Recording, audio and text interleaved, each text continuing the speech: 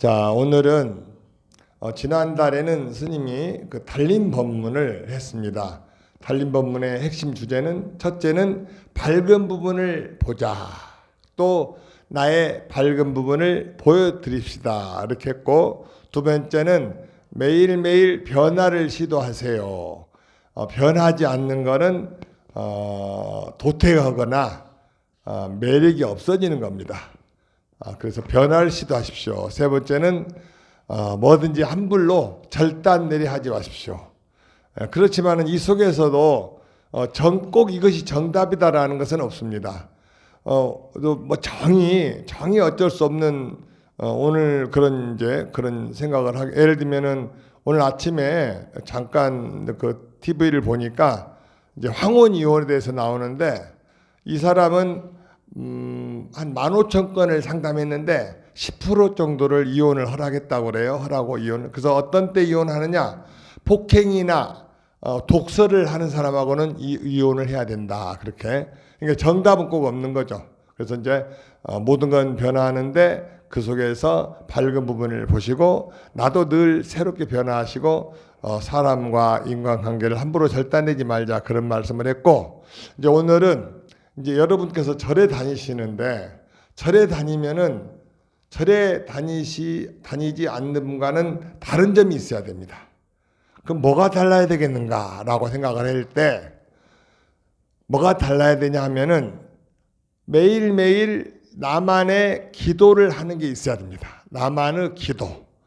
예를 들면은 이제 제가 서울에 살 때 어느 봉원사 살 때 어떤 거사님은 반야신경을 차만 타면은 차에 시동 안 걸고 앉아서 한번 독경을 하고 출발하신답니다. 30년을 했는데 한 번도 자그마한 접촉사고가 없었다고 그래요. 그래서 그분은 반야신경을 평생 나의 그 기도로 삼는 거죠.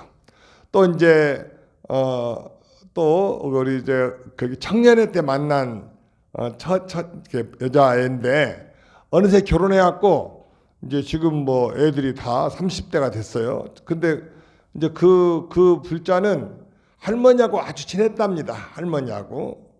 근데 할머니가 돌아가시고 나서 할머니 영가가 매번 꿈에 나타나는 거예요. 꿈에 나타나서 하고면 그 다음날 여러 가지로 몸도 힘들고 안 좋은 일이 생기고.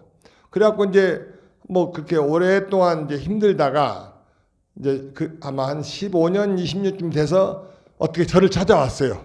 그러니까는 사람은 일단 어떤 생각을 하게 되면은 그게 이루어지는 성향이 있습니다.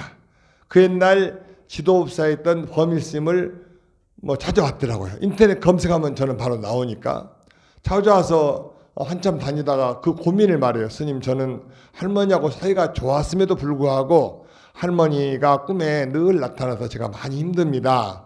어떻게 하면 좋겠습니까? 그래서 이제 저는 이제 천도제 그런 얘기는 잘 안 합니다. 꼭 부탁하는 분들은 해드리지만은, 그래서 그러면은 오늘부터 새벽에 일어나자마자 3번, 아침에 3번, 점심때 3번, 저녁 때 3번, 자기 전에 3번씩 약창계를 하루에 15번을 외워봐라 했더니 3일을 외우니까 할머니가 깨끗한 옷을 입고 하얀 깨끗한 옷을 입고 좋은 데로 간다면서 가시더라는 거예요. 그래서 그 뒤로는 할머니가 안 나타나시는 거예요. 그래갖고 그 불자는 범일 스님이 그걸 알려준 것만 해도 평생 제가 스님을 공경하겠습니다. 그러더라니까. 그러니까는 반야신경을 하시던 화엄경 약창계를 하시던 또 법성계 법문을 하시던 또 천수경을 하시던 또 이제 시간 여유가 있으신 분은 금강경을 번역되어 있는 걸로 독경을 하시든, 그래서 끊임없이 꾸준히 기도를 하는 것이 이게 바로 이제 신행 활동을 한다고 할 수 있습니다. 저는 이제 최근에 그저께도 우리 운사에 젊은 불자가 와서 마루에 앉아 있길래 제가 이제 얘기를 했습니다. 저는 이제 청년 불자들을 모으려고 지금 생각하고 있거든요. 그래서 이제 오는 20날 기억해내세요. 20날 세 번째 일요일 날 청년 불자, 대학생 불자들을 모여줄 거예요. 왜 모이게 하느냐 하면은 이제 또 봉은사에서 청년회 법회를 제가 한 10여 년을 했는데 처음에는 뭐 20명 정도밖에 안 나오던 아들이 나중에 100명이 오는 거예요. 100명이. 그래가지고 얼마나 이렇게 소문이 잘 나고 좋으냐면은 부산에서 서울로 이사 오는 애들도, 전라남도 광주에서 이사 오는 애들도 서울에 가면은 봉사 청년회를 가라 해서 이 100명이 되니까 재밌는 게 있어요. 뭐가 재밌냐? 그 속에서 불자 부부가 20쌍이 나타나요. 20쌍. 그러니까 젊은 불자들은 모아만 놓으면 알아서 된다니까. 그래서 이제 저는 요즘에 모든 우리 불자님들의 부모님들이 고민하는 게 뭐냐? 아이고 스님, 우리 애는 40이 됐어도 장가 가려고를 안 해요. 시집 가려고를 안 해요. 그런 얘기를 많이 들어요. 근데 이 요즘 애들은 뭘 모르는 부분이 있어요. 그냥 부모의 가장 보람된 거는 손녀, 손자를 안겨주는 거거든. 아버지, 어머니에게. 근데 이렇게 결혼을 안 했어서 또 억지로 하라고 할 수도 없어요. 그래서 어떻게 하느냐? 자주 모이게 해주자.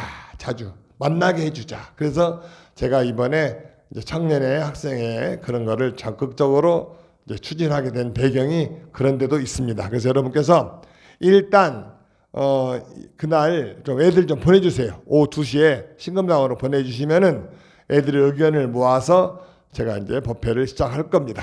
자, 근데 이제 오늘은 그래서 그 청년 불자가 마루에 앉아서 대화를 해봤더니 몸이 아주 이렇게 약해졌어요. 약 10kg가 빠졌다고 그래요. 근데 저녁에 악몽을 꾸고 가해를 눌리고, 그래서 제가 이제 그저께 그러면은 약창계를 이렇게 5번 해보시오. 그랬더니 어제 또 왔어요. 맞는데 스님 처음으로 악몽도 꾸지 않았고 가해도 눌리지 않았습니다. 그리고 꿈에 누가 뭘 주었대요. 그랬는데 이제 이렇게 저한테 선물도 받았어요. 그러니까는 우리가 약창계를 하시던 반야신경을 하시던 법성계 법문을 매일 하시던 나름대로 한 가지를 꾸준히 하시는 거예요.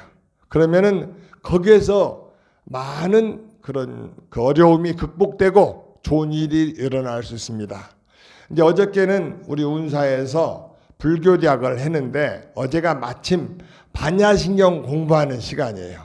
근데 이제 반야신경을 공부하는데 반야신경은 누가 번역을 한 거를 하냐면은 이제 현장 스님이라고 손오공에 나오는 스님 있죠. 손오공에서 나오는 스님. 그 스님이 바로 현장 스님이에요.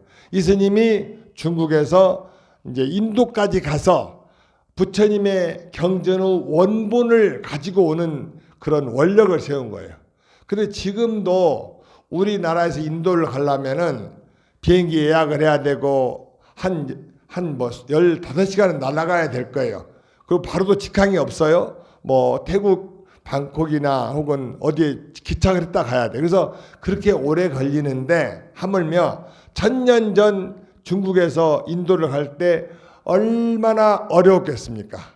그때는 강도도 많고 산쪽도 많고 또 날씨는 사막을 건너가야 돼서 물이 없고 뜨거워서 가다가 죽는 사람이 부지기수고, 그야말로 그 당시 인도를 가는 길은 죽음의 길이나 다름이 없는 그런 길을 스님께서 부처님의 경전을 제대로 좀 알고 전달해야 되겠다라는 원력을 세우고 갑니다. 근데 이분이 갔다 오셨어요. 그 옛날에 어려운 길을. 지금 말이 이렇지 실제로는 얼마나 많은 독벌레, 독충, 뭐 모기 혹은 전염병, 바이러스가 많았겠습니까? 그걸 다 이겨내고 다녀오셨어요. 그 저력이 어디에서 나오는지 혹시 아십니까? 그 저력은 스님이 아침 저녁으로 반야신경을 항상 독행했어요. 이렇게 합장을 다 하고, 이제 지금 여러분들은 옛날보다 훨씬 더 이제 좋은 시절을 만났으니까 이렇게 합장하고 부처님 감사합니다. 부처님 법에 감사합니다. 부처님 법을 지키고 우리에게 알려주는 스님네께 감사합니다. 이렇게 3번 인사하고 반야신경을 번역되어 있는 걸로 매일매일 애우게 되면은 중국에서 인도 가는 길에 그 무수한 장애가 다 극복되고 원만하게 소원이 이루어지는 것을 체험한 것입니다. 그래서 오늘 스님은 여러분 우리 불자님들께 나만의 독경 기도를 정해놓자. 그래서 아무리 바빠도 아침에 한 번 혹은 3번 읽으시고 그러면은 이제 그게 하루 아침에 하자마자 효과를 보는 분들도 있어요. 예를 들면은 이 약창계라고 하는 것은 여러분 약창계 설명 붙여놓은 거 보셨죠? 못 보셨어요? 여러분은 부처님 법당만 보고 오시니까 그 층계 입구에 있는 걸 못 보셨네요. 오늘은 108계단으로 내려가셔서 다 도착하시면 거기에 화엄경 약창계의 유래를 우리 신도회 회장님이 잘 만들어서 붙여놓았습니다. 한번 읽어보시기 바랍니다. 그래서 그런 거를 그 내용을 읽고 알고 하는 것과 모르고 하는 것은 하늘과 땅 차이예요. 그래서 이 화엄경 약창계라는 것이 얼마나 대단한 힘이 있느냐면은 화엄경 어마어마한 그 경전을 제목을 다 읽는 거예요. 제목. 또 신장님 이름을 다 읽는 거예요. 또 불보살님, 부처님과 보살님 이름을 다 읽으니까 내가 그걸 읽을 때는 이 내 우회로 유리 보호막이 딱 써지는 것처럼 제불보살님과 호법선신님들이 나를 보호해 줍니다. 그래서 바로 안 좋은 그런 장애나 어려운 일들이 못 들어오는 거예요. 그렇게 중요한 화엄경 법문이에요. 또 반야신경은 어떠냐? 반야신경은 저기 신중님들이 저렇게 많으시는데 이 신중님들이 매일매일 듣고 싶어하는 연불이 반야신경이에요. 그래서 우리 불자들이 자나 깨나 기도 때나 화엄성중님들에게 반야신경을 독해하는 불교의 제일 핵심이면서 짧은 내용으로 깨달음을 주게 하는 법문이 반야신경입니다. 또 이제 이 법성계 법문은 의상스님이 인도에 가서 중국에서 불도를 성취하고 도를 통하고 나서 그 깨달음의 세계를 법성계 법문으로 시로 노래를 하셨거든요. 그래서 그 법문이기 때문에 저 법문도 번역되어 있는 걸로 매일매일 하시면 여러분이 반야신경을 하는 거나 화엄경 약창계를 외우시는 거나 금강경을 독행하시는 거나 똑같은 공덕이 있습니다.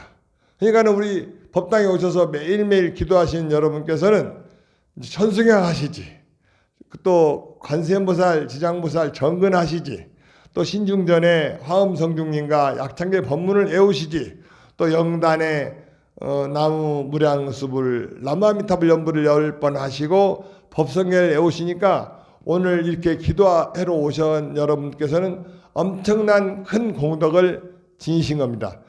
어떻게 이해가 가시죠?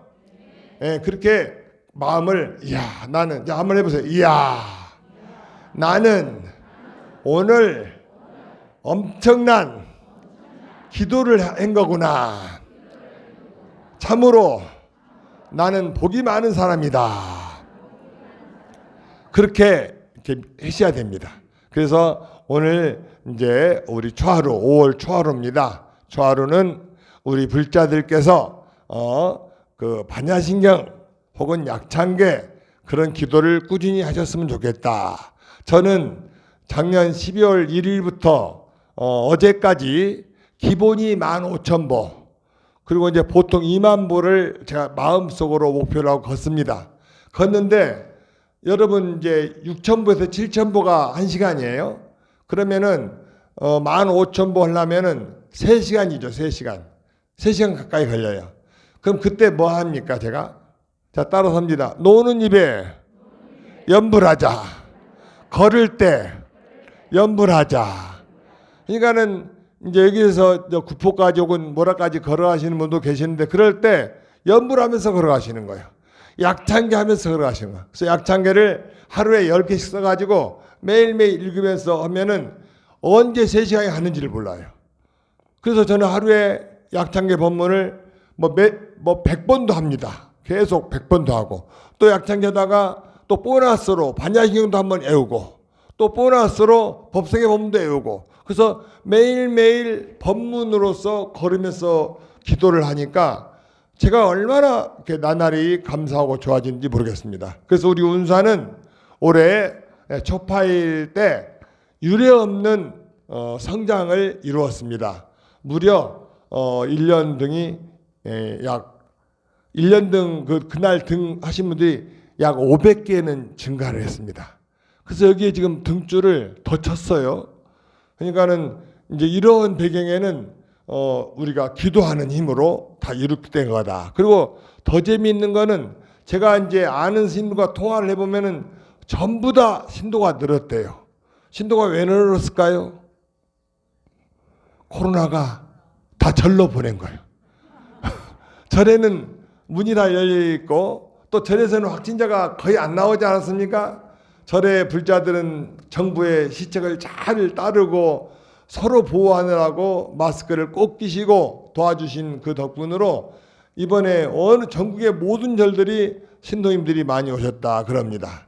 그러니까는 우리가 이제 기도하고 그러면은 날날이 좋아질 수 있다라는 겁니다. 그래서 오늘 5월 초하루는 기도하는 불자. 나는 어떤 기도를 어떤 가장 중요한 기도를 할 것인가를 정해서 매일매일 꾸준히 바쁘신 분은 아침에 한 번, 저녁에 한 번이라도 꾸준히 해서 그것이 5년, 10년이 가고 그러면은 큰 깨달음을 이루는 그런 불자가 될 것입니다. 그래서 오늘은 매일매일 나만의 기도를 꾸준히 하는 그런 불자가 되자라는 그런 말씀을 드립니다. 여러분 감사합니다.